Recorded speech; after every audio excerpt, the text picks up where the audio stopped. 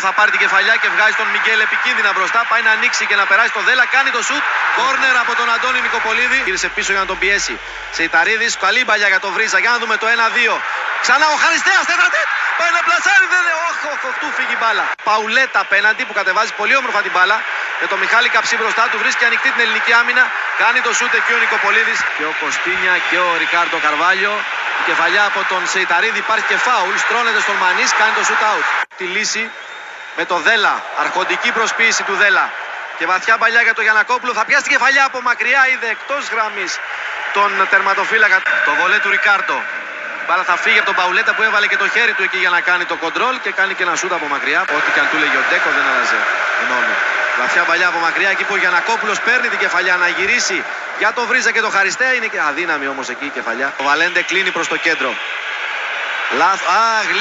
Γλίστρισε και από πολύ μακριά ο Ντέκο τι ήθελε να κάνει τώρα. Για να δούμε το Σεϊταρίδη σε μια επίθεση που πάει μόνος του στην πορτογαλική άμυνα. Θα κάνει και τη σέντρα. Κόρνερ από το Γιούρκα από δεξιά.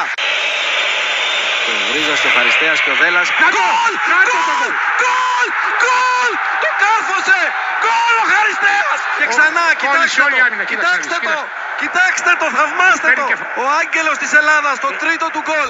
Στο 57. Θαρώ μυαλό τώρα θέλει. Θα περάσει ένα δεκάλεπτο.